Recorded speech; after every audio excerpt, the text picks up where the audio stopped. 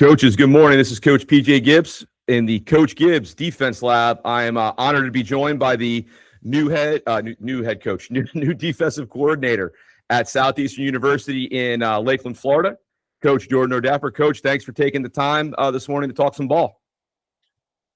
Good morning, Coach. Great to see you today. Thanks for having me on, and look forward to chopping up a little bit today. Yeah, man.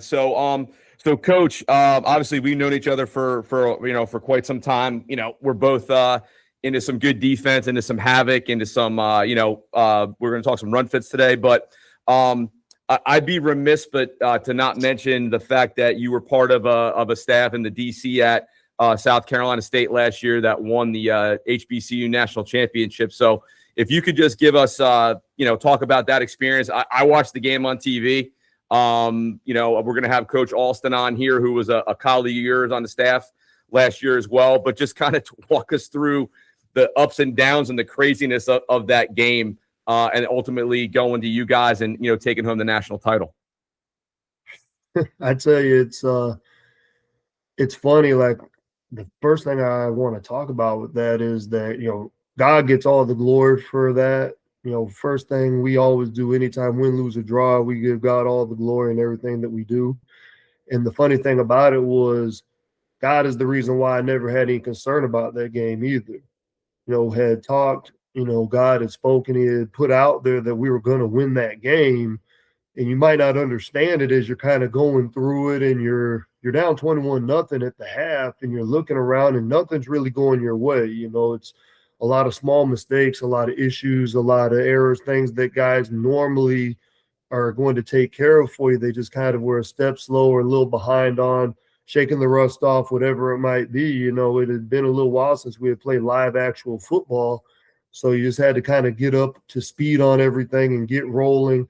But it was, kind of wild, because something I had thought about that a lot of people might not have recognized is all the way back, the whole time I had worked with Coach Barry, this is going back to COVID, we had never trailed by and won a game where we trailed by more than 9 points.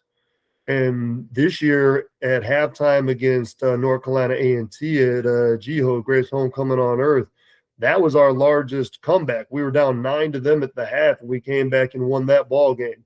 Before that, we had not won a game that we had trailed by more than a touchdown. Usually it'd be somebody comes down the field, they score first or something like that, and then we scored a bunch because, the time we spent together at Benedict, we had a huge amount of success there. Obviously, first 2 conference championships in school history, went 22-2 our last 2 seasons there, had one of the top defenses and offenses in the country. So we did a lot more scoring than our opponents did. So most times we didn't have a lot of comeback opportunities. This season, things were a little bit more difficult at times for us defensively, especially because we had so much carryover from 21 through 24. We had a lot of guys, including some gentlemen who decided to transfer to South Carolina State from Benedict, when we made the move over. So we had a lot of carryover. So this year we had a lot of new people. We had 2 returners on defense that were starters the year before. That was a defensive tackle, Josh Barker, and a corner, Dub Washington, my guy, but the thing about it is we had to get a lot of guys ready, and they kept learning and kept going through and battling through adversity all throughout the season. So as they were doing it all season long, it wasn't painful or too stressful for them to figure it out on game day, in a big moment, which was crazy that was the time that it had to happen. But they kept on chopping wood, carrying water, and carrying out all the principles of our program from the last place. And that's really what got them home, was just digging deep, chop wood, carry water, and just keeping the process process over outcome. Yeah, I mean, like, you had to, obviously in the second half, as you guys are just chipping away, and things are starting to go your way. And then you get into overtime, right? And it's like, the kicks, the plays, they're getting down close to the goal line, and like I'm watching it, like I'm on the edge of my seat, like obviously, pulling for you guys, having relationships with you and with Rashad. But what was that final play like because obviously, that's the culmination of obviously the season, but you guys obviously coached together previously with Coach Barry, and, the relationships that you've built with those young men. What was that moment like? And I always, and obviously enjoying it with your family as well. Those are the kind of games that make you want to, one, coach forever, and two, never coach again, I think, at the same time. But all jokes aside, like as we talked at the half with the guys, and it wasn't a big rah-rah win-win for the Gipper speech or anything. It was just talking about getting back to doing the things that we do and just finding our core principles and staying in that same direction together. And I told the guys on the sideline, I pulled our guys together point, because obviously, we had fallen behind in the first half by 21, and then we chipped the lead down in like 9 minutes. It was like, boom, takeaway, short field, 3-and-out, touchdown, 3-and-out, touchdown. And you're bam right in it. And then PV made a play, and they got going, and they scored a touchdown. As I told them, I told our guys on the sidelines, like, listen, here's the deal. They're struggling right now with the offense and how things are moving over here. And since we had a change with our quarterback getting injured and the other kid came in, he was a little more mobile and did a great job and spun the ball around the yard. I said, guys, we just have to make one more stop than they make. Right now, this half, we've made 3 stops. They've made none. So we've made it 0-0. Yeah, they're going to still make some plays. They're a good team, but we just have to make one more stop than they make. And right now, they haven't figured it out. So when it came right down to it, and that's all we had talked about each and every go through in overtime, I just kept saying to the guys, I'm asking y'all to do this one time for us. It's unfair, but I know y'all going to step up and y'all going to do it. And sure enough, they found a way, just got one more. And when we got points on the board at the start of the 4th overtime, I told them, I said, guys, it's us. The crazy thing is I didn't see that play live. I didn't see us score live. I was preparing myself for the 4th overtime defensively. So I'm asking over the headset as they're reviewing. I said, well, did they say we were in or did they say we were out? And they said we're in. So I look up at the big screen in the middle of the sky up there, and I was, oh, yeah, we're good. They're not overturning this. If they had said we were out, we're out. But since they said we're in, we're in. They don't have enough. So let's get ready to go play. And, it was funny because in the 3rd overtime, we had brought something out that we'd never even run in a game before. We've practiced it. We've installed it. We've plugged it in time after time. We've run it a bunch, and we worked it the whole bowl prep as a situational call that we could run, and we ran it. And then on the last one, we went back to something we're more comfortable with. And ultimately what it comes down to is I think it was psychology. When you looked at it, I feel like their kid made up in his mind he was going to run to the corner and get in the box, and he put the ball down. And if he would have been keeping his eyes upfield, he had a guy break open, but the pressure got on him fast. So since he had kind of put in his mind early he was going to go and make a play, it put us in a winning situation because we were able to go collect him, put him up, and then ultimately he tried to pitch the ball out the last second but couldn't get anywhere. And we're on the field. Heck, I was out there faster than most of the boys were at that point. I was rolling a little bit. I looked as soon as I saw Coach Bird take one step towards the field. I was out there before anybody at that point. He took that one step, I was gone. If somebody's going to get a penalty, I was going to let it be Coach. I wasn't going to let it be me. That was great, Coach. And like I said, it was awesome to see, you guys and the success that you've had. And obviously, I'm excited because now you're back in Florida. We got to get together at the Nike Clinic last week and talk a little bit and meet some of your staff. So I'm excited about that. So we talked off the air. You're going to talk about some run fit stuff for the coaches. And just, I guess, for guys that may know a little bit about you defensively or may not know anything about you, just a little background on your style, your philosophy, and then I'll let you roll into your film.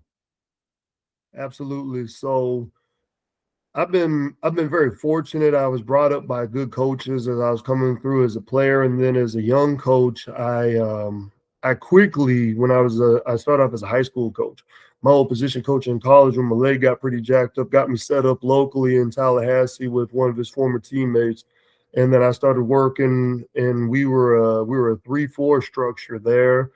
and a lot of quarter stuff. But it was kind of like it wasn't as in depth and intensive as the stuff that we work now. Is kind of like, hey, it's high school. They're not throwing the ball a lot. We kind of left some windows open, lots of pressure, and I guess maybe that's why I feel okay with some of the things like your hot zones and stuff now, because it's like, well, you leave stuff open, but if they can't get it to them, it doesn't matter anyways, right?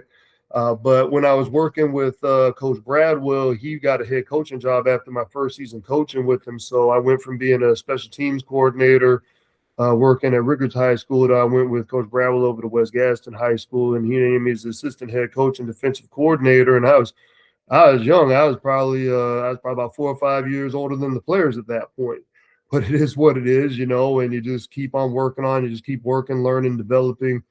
And then when I left from there after 3 seasons there, I became the head coach at LaBelle High School. At LaBelle, we went back kind of to closer to some of my college roots. We were more of a 4-3 structure then, and we played a lot of quarter stuff and palms, and we would work in our cover 3 pictures as well. A little bit of man coverage, but not a lot, because a lot of times didn't think that man was necessarily our best friend, and that's okay. Sometimes you have them, like at some places I worked, like at Rickards and West Gaston, we thought man coverage was pretty good for us coverage wise. We had pretty good kids, ran well, covered guys, did all that. But sometimes you have to figure out what your guys can do, and then you help play to their strengths the most. So then I did a couple years there at LaBelle, and I started working as a college coach. I made the sacrifice. Everybody wants this and everybody wants that, and everybody wants an opportunity. But ultimately, when I thought about making the move to the college level, my opportunity came with a large pay cut. And if you know what high school coaches make in Florida, a large pay cut means you weren't making very much. I took a $30,000 pay cut, and being a young high school head coach and teacher, I'll tell you about how much I was making. So luckily it came with housing and a couple meals when the calf was open. So that helped a lot. And I had been strategic. I had planned for it. I didn't have a bunch of bills. I had my car paid off. I put myself in a position where I could take that chance. But when I did, I went up to Adrian College in Adrian, Michigan, and I learned a lot from my head coach there. Coach Jim Deere was the head football coach, defensive coordinator. He's a safety by trade, but he coached his inside linebackers for years.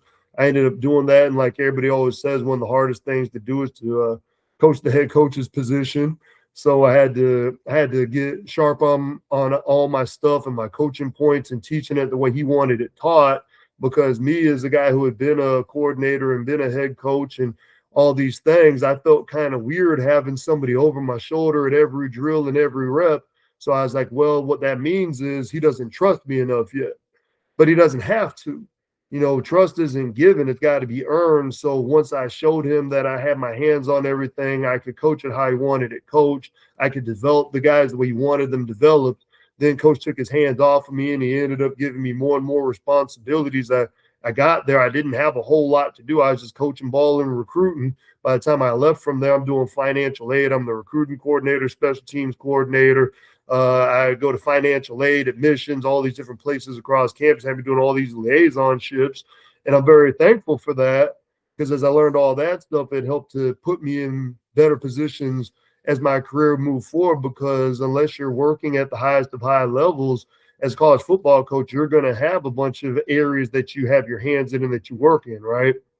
So from going there, where I learned a lot of single high stuff. Coach Deere was a big single high guy, but then he would go in his nickel packages, he would go in a 3-4 structure, but it'd be major sub packages. We'd have our 3 best pass rushers out there.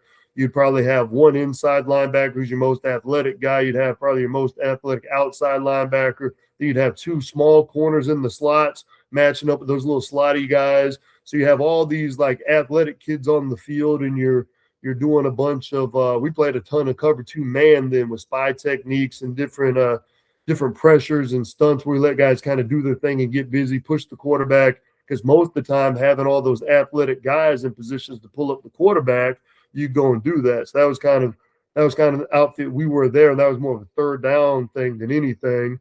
And then from times you would also get some pressures out of that same look with those same people, and it happened pretty quick because it was all guys that could really run out there, right? From there, I went, we yada yada, or else this will just be a whole my background thing. But the first time I was at Southeastern, I worked with Coach Tyrone Petaway, who I think is one of the sharpest defensive minds that I've ever been around. And he had, he spent time at Tennessee and the University of Southern California, Redskins, Bucks, in CFL, all that stuff. So we were doing a lot of 4-2-5 stuff. So again, I picked up a bunch of single high stuff while working with Coach Deere, started working more 4-2-5 stuff, working with Coach Petaway, started learning all that stuff, working out, putting it into practice because I had learned a lot of the stuff, it's a lot of Gary Patterson stuff, and I had learned a lot of it along the way. And this was actually putting it into more practice, right? So picked up a lot there. And then as we worked together for those years in 18 and 19, it helped develop me a lot. And then I went to Benedict with Coach Barry. And I was supposed to be the special teams coordinator and linebackers coach. I had experience in the state of South Carolina. One of the little stops I kind of yada-yada there before kind of prepared me to fit in and help there. Excuse me one second. So I kind of got in place with that. And then eventually coach promoted me and made me the defensive coordinator because he wanted to be a 4-2-5 structure due to his experience when he was working at Southern and the guys he had worked with there. And they'd done a great job there doing everything in the whole 4-2-5 world. So that was the base he wanted to live in while still having the ability to be multiple and diverse and do different things. So, that's kind of where we started at. And I went from being I'm a 4-2-5 guy now, I guess, by trade. The 4-3 kid I was to an odd front guy to a 4-2 single high 4 down to now, split field 4-2-5, kind of putting a lot of this stuff together. And then working alongside with our safeties coach from Benedict and South Carolina State, Coach Kevin King. He had spent a lot of time at Southern as a player and then as a GA. And then he had took all the stuff that he had learned at 4-2-5 wise there. And then he went and got into college coaching and he developed some thoughts and ideas. And I brought in some other ones from outside from what I'd learned and just some studying and things that I had seen. And we just put it all kind of together and we found a pretty good mix. We talk sometimes about the gumbo. The good thing about gumbo is you can put a lot of stuff in there and it's still pretty good. It's not a very specific recipe, right? Whereas if you're busy around here trying to make spaghetti, all you got is spaghetti. You got to put in the right ingredients. But if you're making gumbo, you can put a lot of good stuff in there and it'll still be gumbo, right? So that's kind of a lot of where I've been and what I've learned. And so that leads me to being a 4-2-5 guy by trade, lots of split field stuff. We have ways to close the middle of the field as well because we know we have to. If you never close the middle of the field, then people are going to always run all their quarters, beaters, and all your stuff and try to just formation to whatever they think you're going to be in formationally. Then you get into your ability to play 3-down structures as well and your sub packages and all that. So as you kind of work your way in, you're able to really protect different fronts based on where you think you need to strengthen and shore up. Again, I apologize. I've been a little bit sick getting over the flu. So no worries, Coach. I have to cough or clear. No worries. So yeah, I mean, like obviously multitude of experience in a bunch of different, fronts and back end stuff. So let's talk about kind of like your, teaching your run fits and some of the things that you're going to be doing as a new DC at Southeastern. Absolutely. So I think it really comes down defensively. There's only a couple things we have to ever talk about. It's filling gaps and capping verticals, right? So it's all about gaps and caps. So the world that we live in now is very different than the world that you and I grew up in, right? The football world that we grew up in, I'm going to assume, I don't think we're that far apart in age, Coach. I mean, you're a doctor, probably got me by a year or two, but maybe not. Maybe I'm older than you and I just haven't achieved as many things as you, and that's all right too. But the thing about it is we grew up in a world that had a lot of multiple back stuff, a lot of 21s, 22s. You might see some 3-back stuff.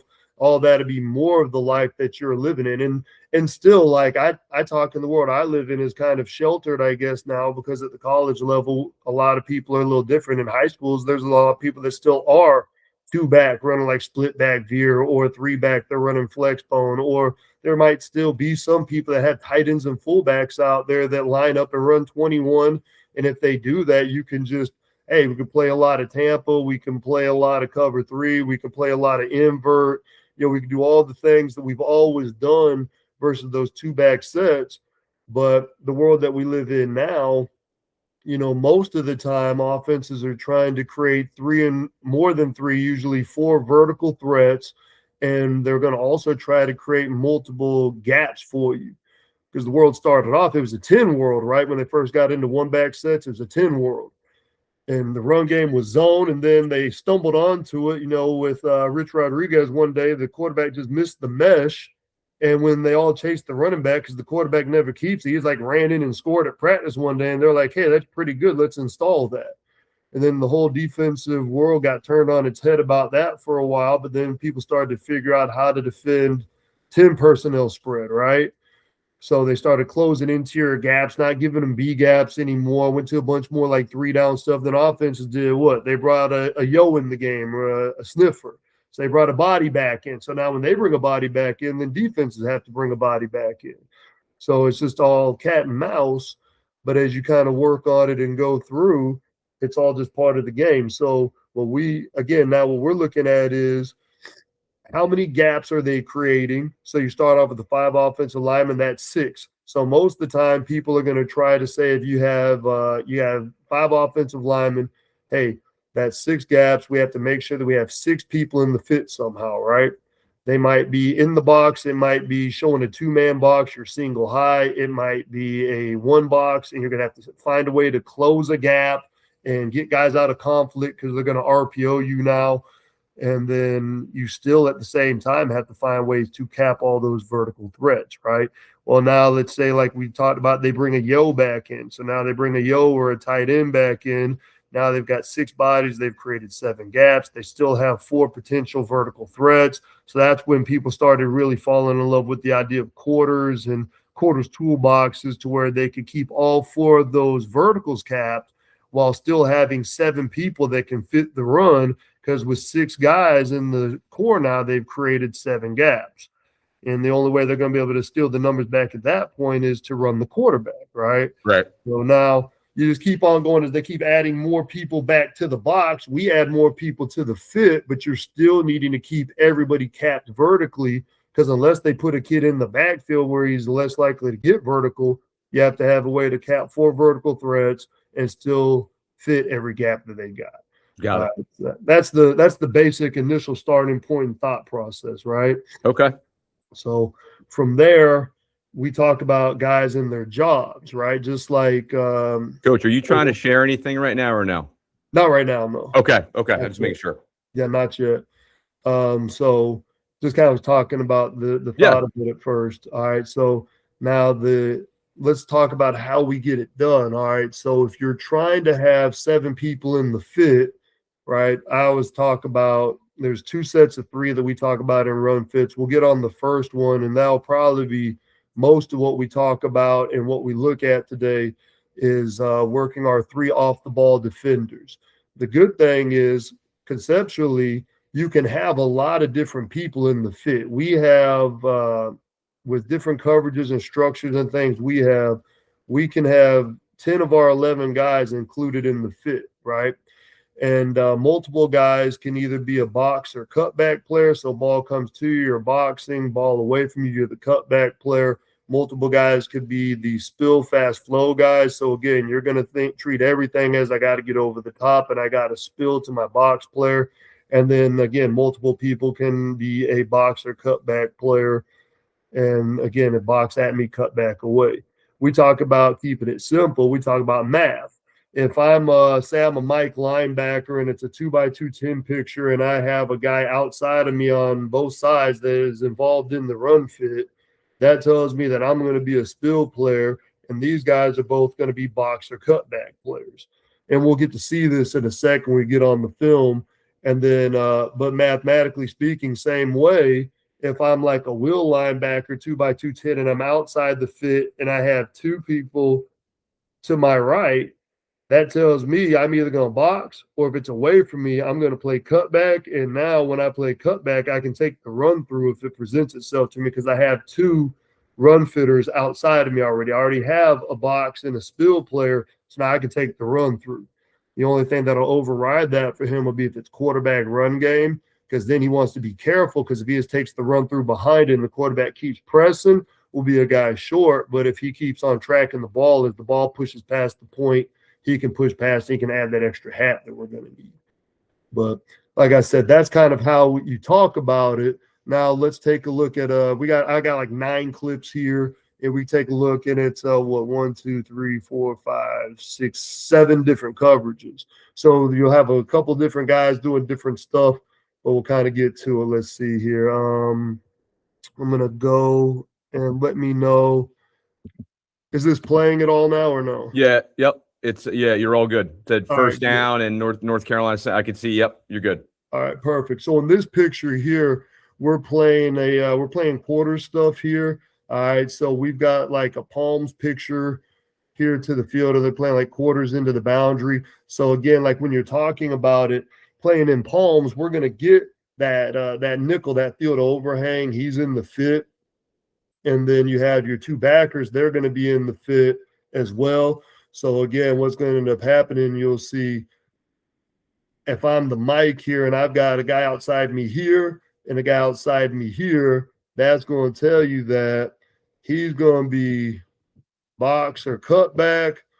He's going to be the cutback in this picture, and I'm going to be the spill player, right? Because that's just the way that it works out with the numbers, because those are 3 fitters. So you'll see here, and hopefully it's not going to lag or anything like that, but boom, there's our 3 guys. He gets to shoot, and then again, you're just showing up late. And what that nickel was doing is, we were talking some of the RPO defense and everything yesterday, by his spacing and alignment, he's going to be showing that he's helping close windows, and then he's able to fold and fall right back in and get a bite at it later. Now, one thing I would have liked out of him technique-wise, I would have liked him to try to stay near arm, near leg, and not hip lock himself, but that's just a small thing there. As you get like to the back shot of it here, again, you're working. You have your slow flow player sitting behind it right there. He's actually on the slow side in terms of RPO world. Everybody thinks about this side with the running back set over here, heavier to RPO. So again, it just helps and holds. And then we're getting able to get fast downhill with the Mike there. He's seeing open gaps, so he's thinking split ahead right there. So he's able to show up and fit. And then again, you're getting your fast side guys able to come from outside in and squeeze it down. Now, had they blocked it differently and not tried to lock this here, because there's run like duo here, more like a zone picture or something, and it wouldn't be from this side, obviously, it'd be zoning the other way. But if you were to zone down, you probably would have him to squeeze in. It'd be a gap exchange that would naturally open up right there for that Mike linebacker. All right, now we got like a 3-by-1 structure here. You'll notice that they're starting off in a 2-by-2 picture, but with the motion, the guys get ready to work. And with the motion, it puts them into a different structure. So now we got our 3 people in the fit here. Got our 3 people in the fit. So your kid down here, what's going to happen is they're going to see the motion action, but then we have backfield action and stretch, and everything's going the other way. We've already built up. We already have a 4/3 developed over here. So if they don't bring blocking over here, this jet sweep's not going to have enough numbers anyways. And you'll notice the guys do a good job with this motion. They're not going to leave the box. He's got to get out of the box to turn it into trips. So at this point, it's not trips to them, right? So it's not really trips, so they're going to stay tight, and then we're just working back. And again, you'll see the path and the flow is going to bring the will and that safety support back quick, and then they're rolling because they see everything, reading that zone action, so they know that was just eye candy because it's getting going, and it snaps, boom, and they see everything open here, leading here.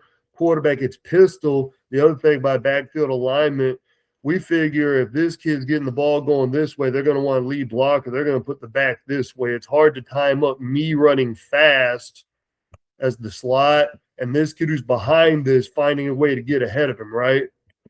So they're already knowing this here is probably eye candy. And then when they see the trigger action for them all right there, it just brings everyone back. So you're able to get fast flow. But again, as you're looking at it, you still have the same rule for yourself right here, because in this specific coverage, it's these three guys are our fitters. We're actually doing this in our 3-down world here. So there's just a stand-up defensive end. So for him, he's doing the same thing as he normally do if we're in our 4-down structure there.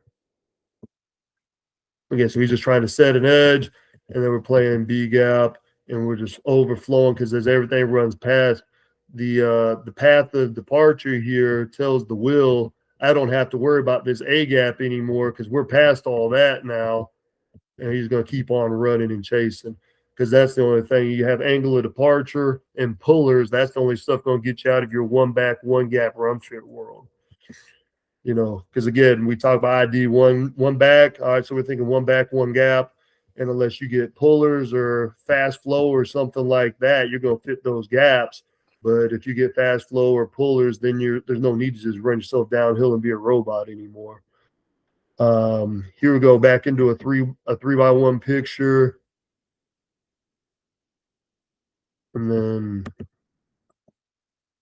that's not supposed to be here. Let me get that out of there. Oh, that's there for. That shouldn't be on there. All right. So now this one here, this is more of a single high picture here. Now all that's going on here is it'll look like it's more too high. What's happening is these two safeties, they're going to be working in tandem off of this yo. So now if he stays front side here, it'll bring me down. But if he were to go back this way, it'll bring me down. So again, you're still going to be able to keep the same rules, and it tells the defensive ends then they can still spill because they'll have a guy outside of them on gap scheme. But if playing regular, like cover one, single high stuff, then they'll have to be box players instead. So here they're able to play more of a spill technique if they get gap scheme. But again, you'll kind of see everybody kind of working together and triggering. Backers get to play fast flow on split ahead and stuff. The only thing that's going to impact them, they don't worry about rock back or anything here. All they worry about is they see pullers, actual pulling offensive linemen. So no pullers here, so we're just going to be split ahead. So you see like the Mike linebacker triggering down fast in his open gap, and you'll see the defensive end here. He's squeezing, condensing. So then the key safety, he's working himself in a position where he can either fit in where naturally he's supposed to fit in here, but if it's crushed, he's going to stay here and just be patient and not go until he knows. But again, it's a really good job there by that Mike linebacker physically showing up and creating body presence there. The Will linebacker is alert, and he's just kind of holding his area, sees as it kind of works and rocks back. He's looking, he's seeing his gap close using running back eyes. Boom, pops back, and he finds it as well. And that's, sometimes – some of your good ones play safety and running back and stuff when they're in high school, because safeties are athletic, running backs, they have good running back eyes. If you look at 10, he's just kind of seeing it and finding where it opens up and just goes and finds the ball. And obviously that ball is on the ground before he gets there, but he's a good one for us and does a good job. All right, this is a clip of Robber. So this is just you got a two-back picture here. And all you're doing is just run a little bit of quarters and invert. So now what you'll kind of see is you'll get a lot of initial knockback right here, which I want to emphasize this guy. I love the big guys up front. They're the best part of our defense everywhere I've ever been at. Bam! Knocks the kid back, which then takes the yo off of his path. The kid who's set as the back, there's just their tight end. But it moves him off track. He's trying to skinny through, can't find anything. So then as he tries to skinny through that gap, it makes it easier for everybody else to get the fit. But again, these are 3 fitters. So it's going to be boxer, cutback, spill, boxer, cutback. They've been showing a lot of fast flow and stuff and getting guys going. So boom, defensive end under. He gets under and closes that interior gap. So I'm going to be slow behind it as the cutback there. And then you're going to get the Mike is working down. He finds where it opens because it's kind of that D lineman who got so much knockback is kind of covered up, kind of head up. So they're both kind of playing off of him. And then the Mike finds his way across the yo's face as he's just kind of feeling his way through the gap and finds the back. And you'll see that the Will also does the same thing. And he's just kind of feeling behind with what's left over. find open gap, close it, find way to body, and get on the ball, right? And the thing about it is we're counting those three guys. Some people might ask, why don't you count this kid in the fit? I don't feel like you can count him. I want him here. He's going to help fit stuff a lot, but I don't count him because he has a person out here to block him. He's got a job, a guy he's got to help hold up. If they throw RPOs, he's got to cover that stuff. He's got to be a cover down, right? So I can't say, hey, be a cover down and you're going to be fast in the fit. We got to remove that conflict from him. So he's standing right there. He's in spot. I don't love this kid, the lineman. He's a little tighter than I want him. They cut their split down, which is going to mess with him because he's thinking apexing and stuff anyways. But he had also been feeling what they've been doing all game, which is running away from him. So he's trying to get into it more. And by doing that, it messes with the read because now that tackle can't try to sift. If he sees him more head up, he knows he's going to have to work the zone up to him as opposed to trying to hold him off if that kid's trying to get in that interior gap. All right, now a game you were talking about earlier, we have a little bit here in the Celebration Bowl.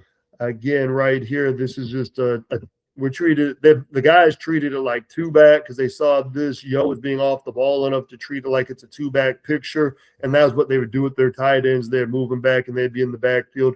So, again, what you'll see is we got ourselves working here with our three fitters because, again, this kid in theory has a gap to his side right now. So we can't say, hey, you're in it. And on top of that, he's still got a receiving threat out here. He's playing a little bit tight, but that's what that is right now. But us three, we're the three fitters. So we're going to think box or cutback, spill, box or cutback. Defensive end works to close the gap down. The safety stays outside of the EO. The will gets inside and spills out. And then the Mike steps down in his gap, and then he works through. We'll see it from this view here, probably a little bit cleaner and better. So, again, you'll see they're trying to keep the gap closed. They're trying to get insert, but the defensive end walks the tackle back into it. Love that. So he walks him back into it. So then 5 wraps all the way around it.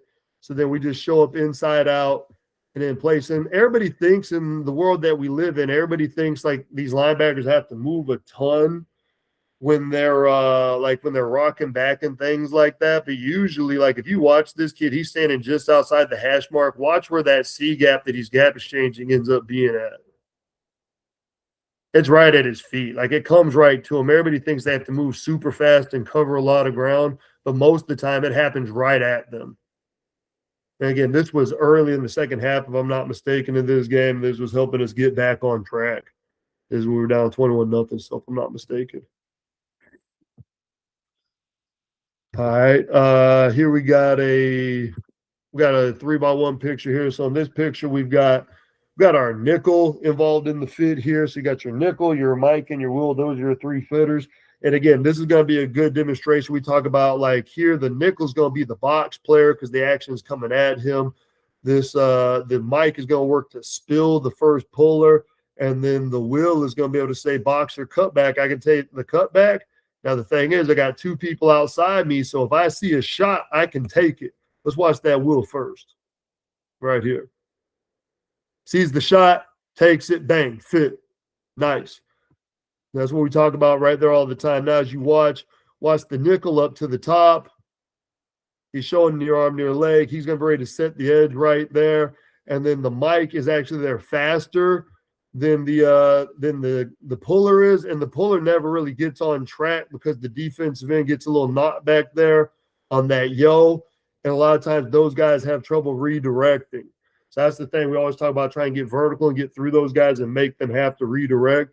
But again, as you look at it, you'll have the fit that you're wanting to build and develop here because, again, 10's going to be able to take that run through. Right there, he sees it, stays flat with it, and we love that he's staying square with his feet. So he's able to just redirect and put his feet down and go play.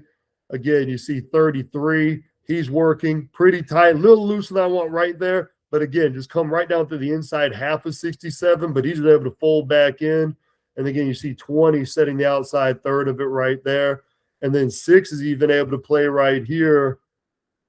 And he's going to be folding and falling in behind everything, making sure that it's netted. Now, one thing I want to go back to the very top of this play and show you. I want y'all to see like this corner down here at the bottom, right?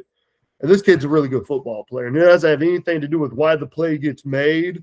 But if you see him right here, he's pointing, he's communicating, he's talking, right? And what he's telling them guys is this is a running back. They're going to motion and put him in the backfield because this is a trick they had started running some the week before. And we saw a ton of it. Like they had run it a couple times.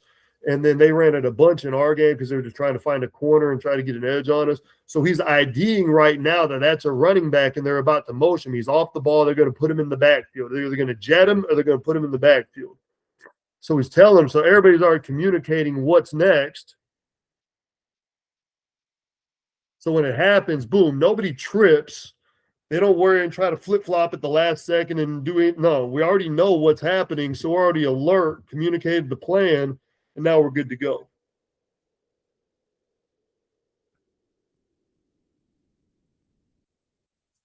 All right, here we got a 2x2 picture developing here. This is actually in 3 down. So what's gonna have to happen is you're getting your kid down fast right here. He's gonna show up because they're gonna work split zone action here. So your Mike linebacker is gonna have to work down fast to get through inside half. He does, and then your nickel shows up. And he's going to pat his feet at first, you'll see, because he's on the slow side. So pat, pat, pat, pat. He sees him empty-handed, trigger. And that's a good job of playing slow side, fast side there. He just pat, pat, holds his feet. But the ball has to go sideways. We can't let it hit downhill. So like that Mike linebacker has to trigger down there because 15 is going to do a good job trying to get to that inside half and trying to get through there. He's going to scratch for it. You know, he's a defensive end. He's a little bit undersized to be doing the job, but we asked him to do it. Gets washed a little bit, but we're down physical through inside half. Shows up, shot right there. And again, it's like a 1 or 2 yard gain on early down. If that was just a P and 10 or a 1st and 10, we like 2nd and 8. 2nd and 8 is a win. If we get them to 2nd and 7 or more, we've won every time out, we feel like. All right, now in this picture, see we got 4 people circled here. That's because what we've done is we've created the ability to tie 4 guys into the fit here. And we do this at times. It's a good little deal for us, and it works out. But what'll end up happening is, you know, he's able to see the rock back, and it'll bring him down. So he gets to be slower, so he can still help the whole glance windows. But he sees it empty-handed, all that stuff, and it brings him down. And then also, boom, ain't no glance happening here. That's just going to be like slant action. But again, we've got folks, and we're able to set edges and just work our way through everything. Defensive end does a really nice job right here. Boom. Get under some stuff, get vertical, physical through it. Again, this is just split action here. So not true gap scheme, but just split flow action here. Boom, gets underneath, fits it, finds it. And again, yeah, Mike, he might be a touch fast over the top here, but he sees it all kind of closed at first, so he tries to get over. And again, that defensive end does a great job of squeezing that tackle down and getting into that B gap, getting under that yo. And now everybody else is just showing up and being extra because that defensive end almost did it on his own. Let's see. And then a bonus one here, we'll just talk about getting 3 guys to the fit. So like when you talk about gap scheme stuff, all right, these are the 3 guys we're trying to have initially tied into the fit. So you have a defensive end, you have a Will and a Mike here. And what's going to happen is they're going to try to crack the Mike right here.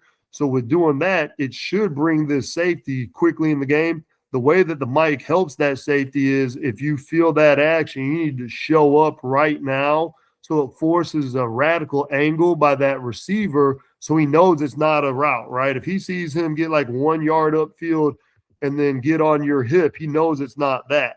Now, the Mike is actually the box player here, and he does a great job getting through that crack, setting an edge. He actually gets a piece of both guys. Now, we love to see him set his foot down, but he just kind of creates a mess right here. Defensive end, since the kid doesn't down, he tries to hold him up. He strikes him, sheds him, and then gets back into pursuit, so we still got people there. And then the Will is able to get over the top, and he's just tracking, finding the ball right there.